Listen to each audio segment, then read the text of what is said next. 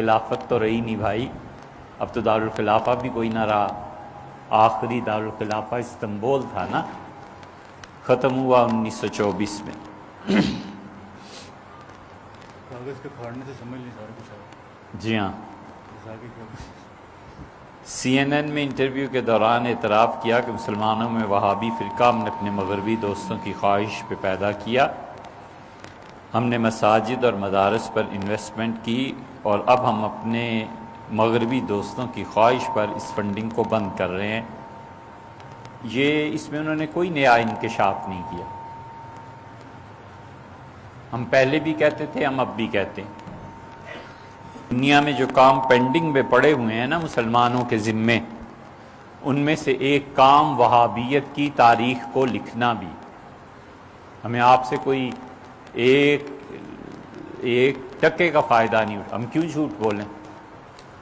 London میں ہمارے passport, ہمارے خاندان والے گواہ ہیں، 6 مہینے ہم لندن میں رہے ہیں اور اتنی مرتبہ گئے ہیں کہ میں خود یاد نہیں، اور 6 ماہ میں کوئی کام نہیں تھا سوائے اس کے کہ صبح اٹھے اور ایک کپ چائے پیا اور انڈیا آفس لائبریری چلے گئے، دوپہر کو اترے، سامنے مچھلی کی ایک دکان سے مچھلی کھائی، جا کے پھر بیٹھ کے پڑھنے، اور پھر شام کو جب لائبریری بند ہوئی تو اٹھ کے گھر چلے گئے۔ ساری وہابیت کا ریکارڈ جو انگریزوں نے وہاں رکھا ہوا ہے، اور جو معاہدے ہوئے ہیں خلافت عثمانیہ کو توڑنے پہ، ان وہابیوں نے کچھ بھی جرم نہ کیا ہو، تو ان کا یہ تھوڑا بڑا جرم ہے کہ انہوں نے اردن کے جو شاہ ہیں، ان کے دادا پردادا نے، جو شام کے ہیں ان لوگوں نے، ان سب نے مل کر خلافت عثمانیہ کو توڑا، ان سب نے مل کر خلافت عثمانیہ کو بالکل بکھیر کے رکھ دیا۔ جو پیسے لیے، جو معاہدات ہوئے، برطانیہ نے تیل نکالنے پہ جو کچھ کہا، اور برطانیہ کے شاہی خاندان سے جو معاہدے ہوئے کہ کس طرح کریں گے، یہ سب وہاں پڑے ہوئے ہیں۔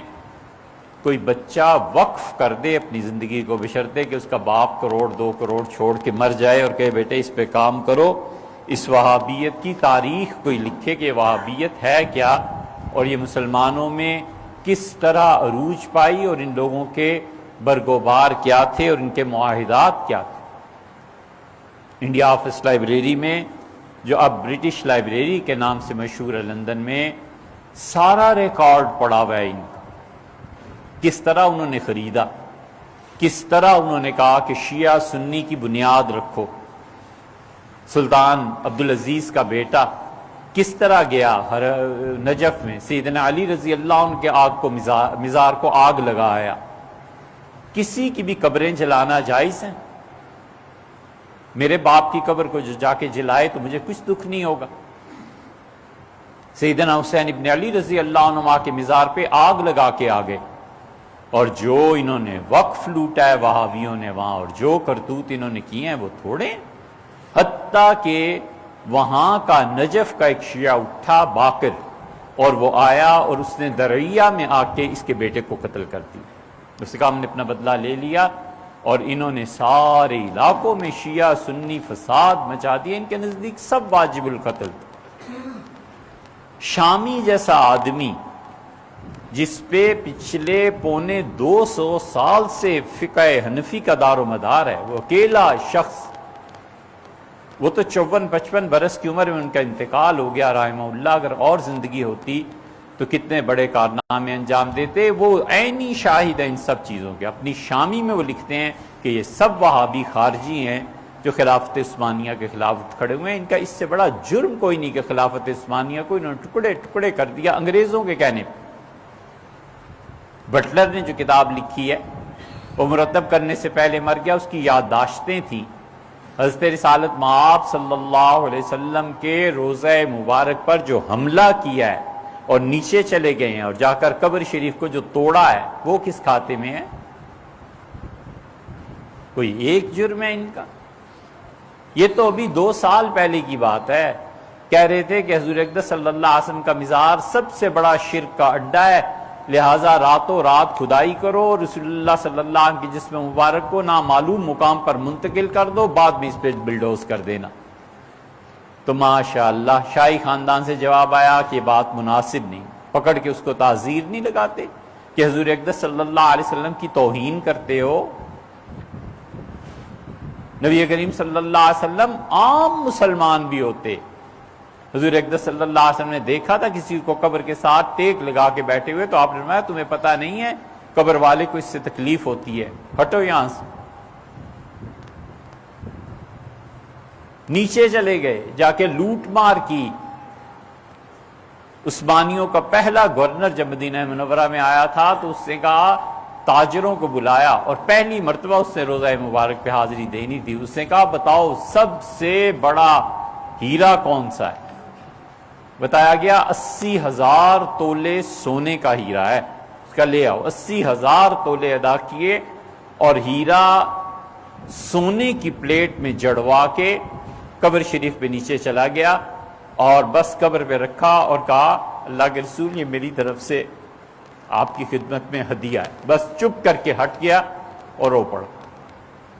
حضور اقدس صلی اللہ علیہ وسلم کی قبر شریف پہ لوگوں کی جانیں قربان ہو گئیں۔ 2 سال تک مدینہ منورہ کا 4 سال تک محاصرہ رہا ہے۔ عثمانیوں نے تلوار نہیں اٹھائی، عثمانیوں نے کہا رسول اللہ صلی اللہ علیہ وسلم کو کیا منہ دکھانا ہے، قیامت میں کہیں گے میرے شہر میں قتل و غارت گری ہوتی رہی، اور انہوں نے بھی ظالموں نے کوئی ایک ان کا ہے، کوئی ایک چیز ہے انہوں نے کی کیا؟ اس کی تاریخ سنائیں۔ مساجد، مدارس، انویسٹمنٹ انہوں نے باقاعدہ کی، بر صغیر میں انویسٹمنٹ نہیں کی۔ سلفی حضرات، اہل حدیث حضرات، ان کے بڑے بڑے علماء، دیوبندی مکتبہ فکر کے بڑے بڑے علماء، ان کو چندے نہیں دیے کہ جاؤ اور یہ کام کرو۔ افغانستان کی تحریک میں جتنے لوگ شامل ہوئے ہیں، سعودیہ کا پیسہ، عجیب جنگ ہوئی، عربوں کا پیسہ، پٹھانوں کا خون اور یہودیوں کا دماغ، یہ اسلام کے لیے جنگ لڑی گئی۔ دماغ یہودیوں کا، پیسہ عربوں کا، اور خون پھر پٹھانوں کا، کیا ساری امت مسلمہ کا، یہی کیا ہے نا، اور کیا کیا۔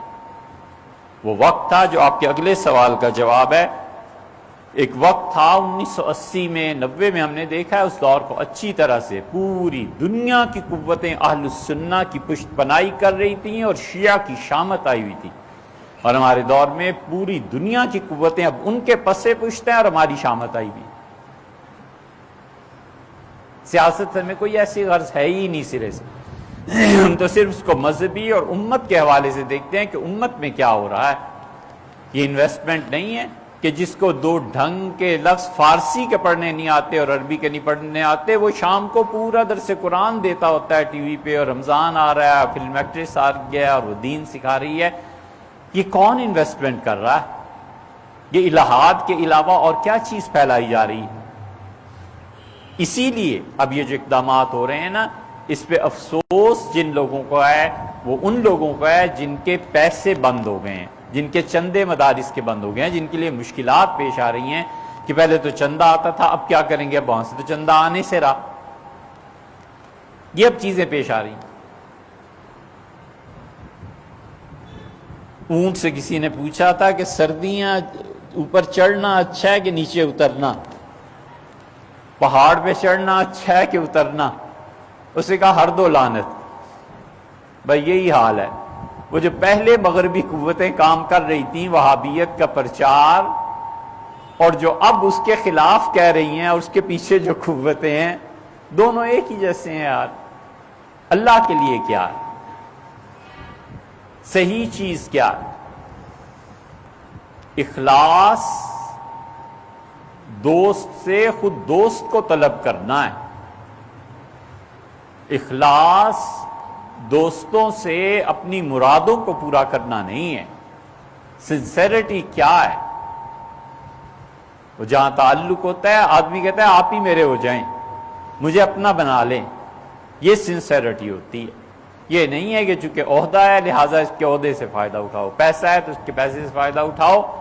وہ پہلے کب مخلص ہیں اور اب کب مخلص ہیں؟ انہوں نے پہلے بھی اپنی سکیم چلائی ہیں، ایک نئی اب سکیم چل پڑی ہے، 200-300 سال بعد پھر پتہ چلے گا کہ ہو یہ کیا ہو گیا۔ اسی لیے مدینہ منورہ میں جب تباہی ہوئی ہے، صحابہ کرام رضی اللہ عنہ کی قبروں کو توڑا ہے، حضور اقدس صلی اللہ علیہ وسلم کی یادگاریں مٹائی ہیں، صحابہ کرام رضی اللہ عنہ سے زیادہ انہیں خدا کی توحید پتہ چل گئی تھی۔ نبی کریم صلی اللہ علیہ وسلم مدینہ منورہ سے نکلے حج کے لیے اور ایک جگہ ایک پودے کے نیچے بیٹھے تھے۔ عبداللہ ابن عمر رضی اللہ عنہ مدینہ منورہ سے پانی لے کے آتے تھے، اس پودے کو دیتے تھے کہ ہرا بھرا رہے، کہیں خشک نہ ہو جائے۔ کسی نے پوچھا حضرت یہ کیا کرتے ہیں؟ انہوں نے کہا تمہیں پتہ نہیں ہے، حضرت یہاں تشریف فرما ہوئے۔ محبتیں تو یہ ہیں، صحابہ کرام رضی اللہ عنہ سے زیادہ خدا کی توحید کا انہیں پتہ چل گیا ہے۔ صحابہ کرام رضی اللہ عنہ اس جگہ پہ پاؤں نہیں رکھتے تھے جہاں رسول اللہ صلی اللہ علیہ وسلم کا پاؤں آ جاتا۔ سب سے پہلے مسجد نبوی میں امیر المومنین سیدنا عثمان رضی اللہ عنہ نے ممبر کے اوپر حصے پہ چادر بچھا دی اور کہا یہاں کوئی نہ بیٹھے، رسول اللہ صلی اللہ علیہ وسلم یہاں بیٹھتے تھے۔ یہ ادب اور احترام تھا ان کو نبی کریم صلی اللہ علیہ وسلم۔ عثمانیوں کے دور میں نیچے سے ایک ناگوار بو آنے لگی جہاں قبر شریف ہے، امیر المومنین کو لکھا گیا، خلیفۃ المسلمین کو ترکی میں۔ انہوں نے کہا امت میں اس وقت سب سے بڑا آدمی کون ہے؟ انٹیلیجنس نے کہا سب سے بڑے آدمی امت میں اس وقت فلاں بزرگ ہیں جو مدینہ منورہ میں ہی رہتے ہیں۔ خود گورنر حاضر ہوا اور کہا کہ بو ہے، حضور اقدس صلی اللہ علیہ وسلم کو یہ چیزیں بڑی ناگوار گزرتی تھیں، قبر شریف کے قریب سے آ رہی ہے، آپ ذرا جائیں۔ صاف انکار کر دیا۔ جب زیادہ اصرار ہوا تو انہوں نے کہا 40 دن اجازت دو، 40 دن روزے رکھے اور باقاعدہ ساری نمازیں اور سب کچھ اور استغفار کرتے رہے، اتنے پاک ہو کے نیچے گئے اور ایک جانور تھا، بلی یا چڑیا یا کوئی چیز کا ڈھانچہ اٹھا کر لائے اور انہوں نے کہا یہ ہے، وہاں پہ بلی پہنچ گئی تھی اور یہ چیز ہوئی۔ پھر وہ بولے نہیں، بہت پوچھا لوگوں نے، مرتے دم تک بولے نہیں، بس انہیں کچھ چیز پتہ چل گئی تھی وہاں، بولے نہیں کہ رسول اللہ صلی اللہ علیہ وسلم قبر شریف کا کیا مقام اور مرتبہ ہے، اور یہ جا کر لوٹ کے لے آئے، وہاں سے ہیرے اٹھا کر لے آئے، کیا کیا چیزیں ہیں جو نہیں کی۔ سب چیزوں کا تعلق پڑھنے سے۔ پہلے کون لوگ موجود تھے؟ اہل سنہ ہی موجود تھے۔ یہ جہاں اب مسجد نبوی کی توسیع میں رباط آئی ہے، یہاں حضرت مرزا مظہر جان جانا رحمۃ اللہ علیہ کی خانقاہ تھی، مدینہ منورہ کا چپا چپا مشائخ سے بھرا ہوا تھا۔ امت میں جتنے لوگ وہاں جاتے تھے نا، اپنی تربیت کے لیے جاتے تھے، وہ تربیت کے بنیادی ادارے جو ختم ہوئے ہیں تو اب ملکوں کے ملک، شہر نہیں ملکوں کے ملک خالی ہو گئے ہیں، کوئی آدمی نہیں ملتا جس کی مجلس میں جا کر انسان کوئی ادب اور احترام سیکھے۔ وہ ادارے ختم کر دیے، تباہ کر دیے، مشائخ کو سولی پہ چڑھا دیا، اب ٹھنڈے ہو گئے۔ اب اس کے بعد پوری امت بے ادبی کے مرض میں مبتلا ہو گئی۔ اب انہیں پوچھو جا کے کہ یہ کرتوت اور یہ کارنامے ہیں جو تم نے کیے ہیں۔